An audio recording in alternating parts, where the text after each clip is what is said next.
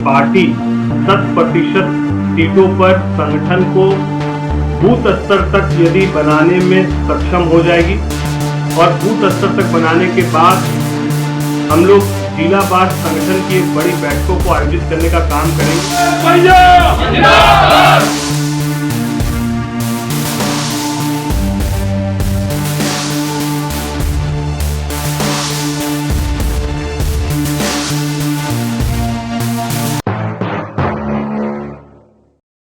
लोजपा रामविलास राजस्थान में तीसरी ताकत के साथ उभरेगी। सांसद वर्मा। जयपुर में लोजपा का होगा निजी कार्यालय स्थापित। नमस्कार, आप देख रहे हैं मीडिया प्रकोष्ठ से श्याम सुंदर वर्मन की रिपोर्ट के साथ द सोशल भारत न्यूज। राष्ट्रीय अध्यक्ष श्री चिराग पासवान, केंद्रीय खाद्य प्रसंस्करण उद्योग मंत्री, भारत सरकार के निर्देशानुसार लोक जनशक्ति पार्टी रामविलास का प्रदेश स्तरीय संगठन को मजबूत एवं विस्तार करने एवं सभी पदाधिकारियों व कार्यकर्ताओं के बीच समन्वय स्थापित करने के लिए खगड़िया बिहार सांसद राजेश वर्मा के मुख्य आतिथ्य में प्रदेश पदाधिकारी कार्यकारी अध्यक्ष, जिलाध्यक्ष, महिला मोर्चा,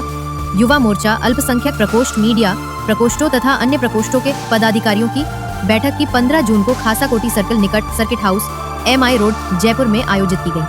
खगड़िया बिहार के सांसद राजेश वर्मा ने अपने उद्बोधन में राजस्थान प्रदेश में लोक जनशक्ति पार्टी रामविलास को मजबूती प्रदान करने एवं संगठन विस्तार और हर एक पदाधिकारी एवं कार्यकर्ता को अपनी जिम्मेदारी से कार्य करने के लिए प्रेरित किया और हर महीने समीक्षा मीटिंग लोक जनशक्ति पार्टी का प्रदेश कार्यालय जयपुर में स्थापित करने को कहा। आगामी विधानसभा चुनाव में लोक जनशक्ति रामविलास की तीसरे विकल्प के रूप में राजस्थान में अपनी भूमिका निभाएगी। हमारी पार्टी जब बुरे दिनों में इतना करके दिखा सकती है,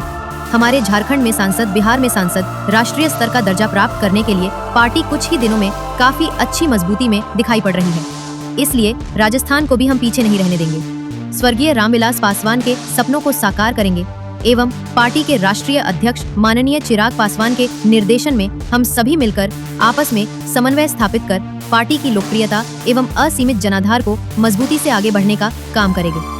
इस अवसर पर कार्यकारी प्रदेश अध्यक्ष विजय सिंह भारतीय द्वारा संविधान निर्माता डॉक्टर भीमराव अंबेडकर का कांस्य मेमेंटो के साथ प्रदेश अध्यक्ष सूरज बुराड़िया की अध्यक्षता में सभी ने मुख्य अतिथि का सम्मान पुष्पमाला, गुलदस्ता, लोजपा चुनाव चिन्ह, हेलीकॉप्टर का गले में पट्टा डालकर किया गया। इस अवसर पर सुभाष भारती के मंच संचालन में महिला प्रकोष्ठ से कीर्ति कंवर, अर्चना शर्मा, किसान प्रकोष्ठ से अशोक पारीक, राजीव जायसवाल, मीडिया प्रकोष्ठ से श्याम सुंदर बर्मन, IT प्रकोष्ठ से हेमंत पिल्लई, सांसद PS पुनीत, अल्पसंख्यक प्रकोष्ठ से इरफान खान, मोहम्मद फारूकी, अजीज गौड़, SC/ST प्रकोष्ठ से ज्ञान चंद गौतम, पवन शर्मा आदि लोग मंचासीन रहे। किस तरह से देखते हैं आप जयपुर में? सामने देखिए, लोक जनशक्ति पार्टी रामविलास ने जिस तरीके से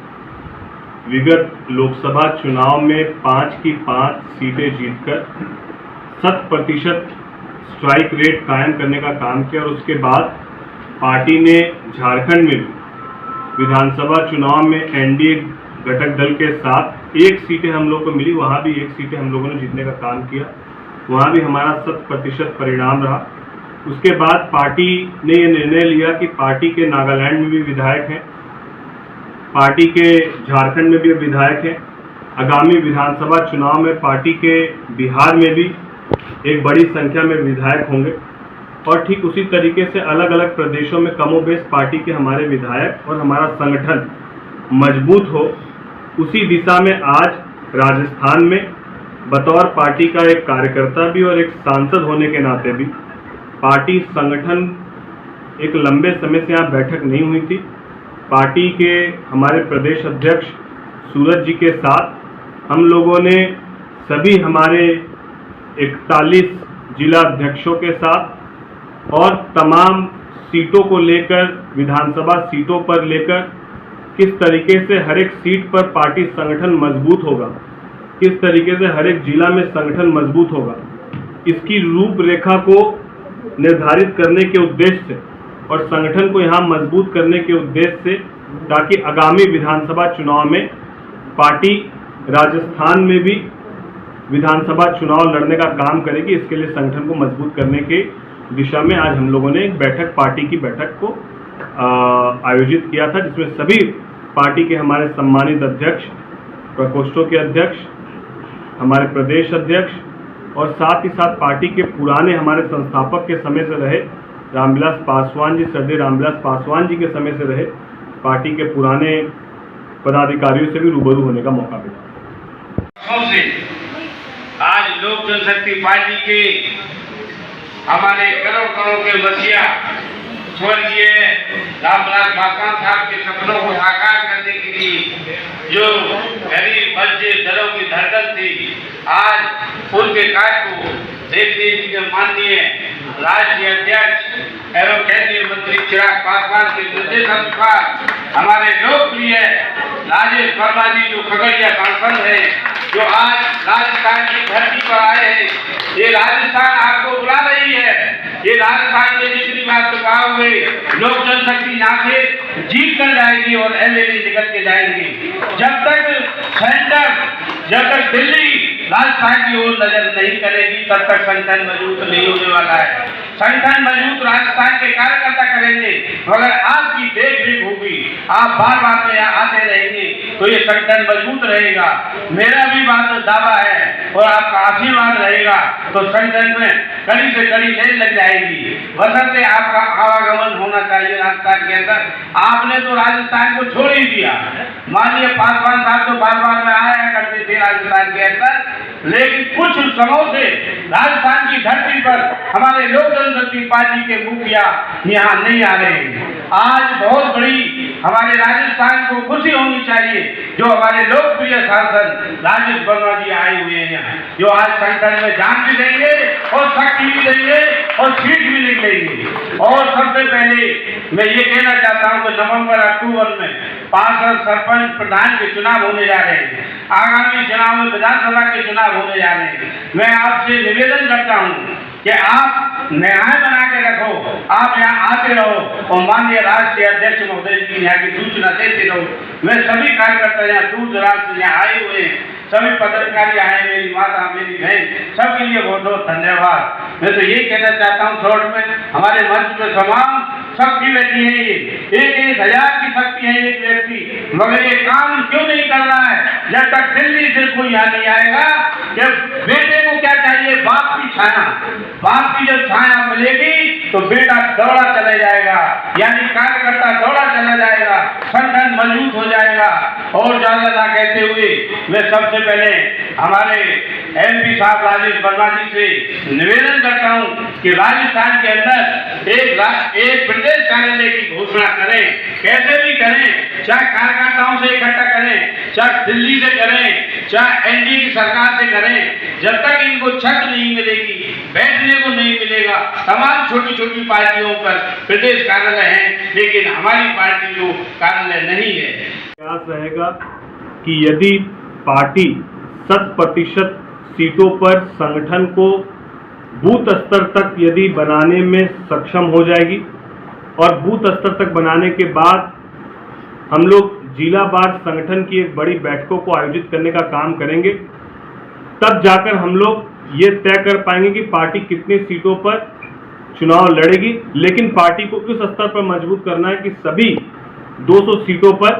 पार्टी अपने संगठन को मजबूत करके खड़ा करे, ताकि जब भी आगामी चुनाव आए तो लोक जनशक्ति पार्टी को नजरअंदाज करके आगामी विधानसभा चुनाव नहीं देखा जाए। हम लोग पार्टी को उस तरीके से सशक्त और मजबूत करने का काम करेंगे। प्रधानमंत्री जी के नेतृत्व में 11 साल जो है केंद्र की सरकार को हो गए, किस तरह देखते हैं?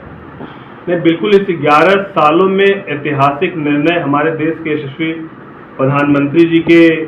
द्वारा लिए गए और जो तीसरा कार्यकाल है वो 3 गुना ज़्यादा रफ्तार से देश के अलग अलग कोनों में हमारे प्रधानमंत्री जी ने जिस तरीके से इस बात का संकल्प भी लिया कि तीसरी सबसे बड़ी अर्थव्यवस्था के रूप में हम लोग उभरने का काम करेंगे। और विगत यदि 10-11 साल के कार्यकाल को देखा जाए तो इसमें बहुत सारे ऐसे कार्यकाल के ऐसे निर्णय रहे जो ऐतिहासिक है। और वो ऐतिहासिक इसीलिए है कि पहले की जितनी भी सरकारें रहीं जो 60-60 साल तक अब जिनकी यहाँ सरकार रही, उनको वो निर्णय लेने में शायद वोट बैंक की राजनीति के कारण नहीं लिए गए, लेकिन हमारी सरकार ने आने के बाद, चाहे वो 370 की बात हो, चाहे वो राम मंदिर की बात हो, चाहे वो G20 जैसे समिट को करके पूरे विश्व के सामने देश की एक पहचान को विश्व स्तर पर, विश्व पटल पर रखने की बात हो, चाहे वो प्रधानमंत्री आवास योजना के तहत अब तक बने आवास और अब 3 करोड़ नए आवासों को बनाने की बात हो, तो प्रधानमंत्री जी का जो संकल्प है युवाओं को रोजगार के लिए सारे मल्टीनेशनल कंपनीज में इंटर्नशिप और स्किल डेवलपमेंट की योजना हो, जितने भी ऐसे तबके हैं, जितने भी ऐसे प्रदेश हैं और ऐसे समाज के वर्ग हैं जो आज भी संघर्ष कर रहे हैं, जो आज भी मूलभूत समस्याओं से जूझ रहे हैं, उनको किस तरीके से उभारा जाए, इस सोच के साथ ये सरकार काम कर रही है। उसका जीता जागता उदाहरण है कि एक बड़ी आबादी गरीबी रेखा से इस 11 साल में उभर कर सामने आई है और प्रधानमंत्री जी के तरफ से जहां एक तरफ समाज को आर्थिक रूप से मजबूत करने के लिए काम किया जा रहा है, देश को अर्थव्यवस्था के रूप में मजबूत करने का काम किया जा रहा है, वहीं उन तमाम तबकों को निःशुल्क आज भी प्रधानमंत्री जी के द्वारा, चाहे राशन की बात हो, चाहे आवास की बात हो, चाहे उनके लिए व्यापार और स्टार्टअप की बात हो, चाहे उनके बच्चों को स्किल डेवलपमेंट की बात हो, चाहे उनके बच्चों को बेहतर शिक्षा और स्वास्थ्य की बात हो, कमोबेश इस पर ऐतिहासिक निर्णय हमारे देश के यशस्वी प्रधानमंत्री जी ने करने का काम किया। अभी बिहार के सीनियर लीडर ने पार्टी के कार्यकर्ताओं को लेकर के गंभीर आरोप लगाया, बिकाऊ जैसे शब्दों का इस्तेमाल किया, इसको लेकर के क्या विचार? देखिए, मुझे लगता है कि जिस तरीके से आप बिना नाम लिए हुए इस बात को कह रहे हैं, वैसे मैं भी बिना नाम लिए हुए जिन केंद्र मंत्री, माननीय केंद्र मंत्री और वरिष्ठ सांसद जिनका एक लंबा राजनीतिक तजुर्बा रहा और बिहार में एक लंबे समय तक उन्होंने राजनीति की, बावजूद उसके ये पार्टी और पार्टी नेता के बीच आपसी मनभेद हो सकता है, कटाक्ष, आरोप प्रत्यारोप हो सकता है, लेकिन हर एक दल और उसके जो पार्टी के कार्यकर्ता हैं उनका सम्मान सर्वोपरि होना चाहिए, क्योंकि वो खुद भी एक पार्टी को चलाने का काम कर रहे हैं। और यदि पार्टी नेता के लिए कई सैकड़ों किलोमीटर दूर से कार्यकर्ता यदि उनकी सभा में आता है और घंटों इंतजार करता है अपने नेता के अभिभाषण के लिए,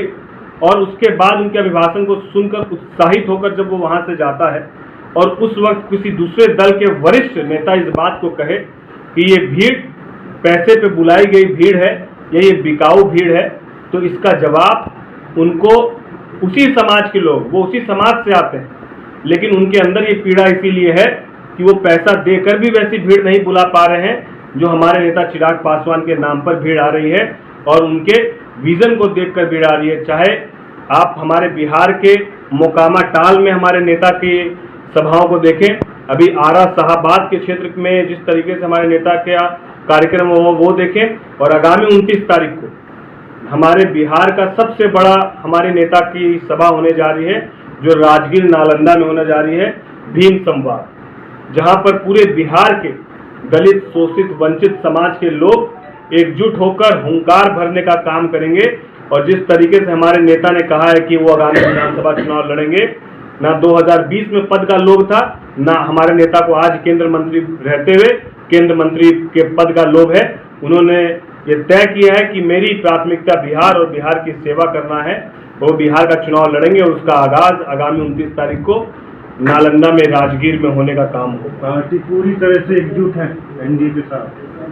बिल्कुल, हमारी पार्टी एकजुट है और सभी एनडीए घटक दल के लोग एकजुट हैं। व्यक्तिगत